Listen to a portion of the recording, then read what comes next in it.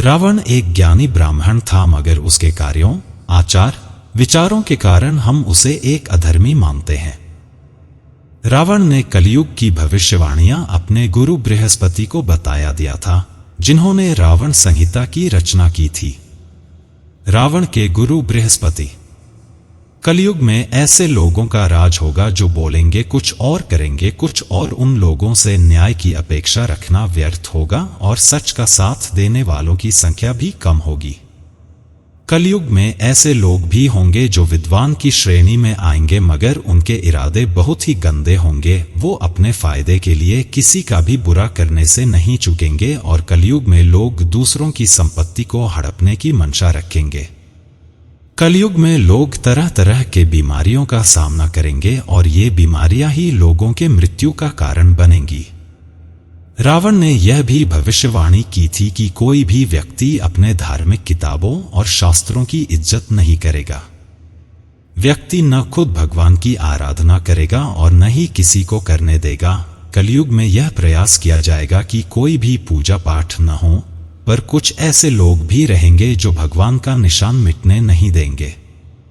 कलयुग में मनुष्य की बुद्धि कम होगी और समय के साथ साथ यह और कम होती रहेगी। ऐसा समय भी आएगा जब मनुष्य के पतन को कोई भी नहीं रोक पाएगा। इस पतन को न धन से रोका जा सकेगा, न ही किसी प्रकार के यश से। उस समय केवल भक्ति से ही इस पतन को रोका जा सकेगा।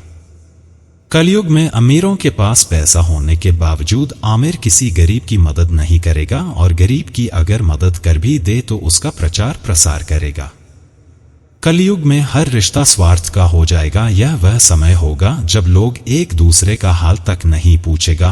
भाई भाई के रिश्ते की कदर भी नहीं रहेगी और जरूरत पड़ने पर एक दूसरे की जान लेने से भी नहीं चूकेंगे। कलयुग में अमीर और अमीर होते रहेगा और गरीब होता रहेगा।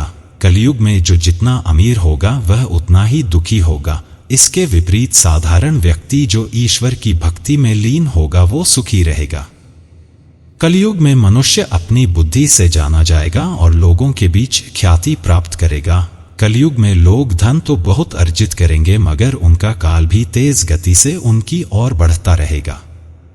कलयुग में स्त्रियां लोक लज्जा का त्याग कर देंगी और उनके लिए धनवान व्यक्ति का स्थान सबसे बड़ा होगा।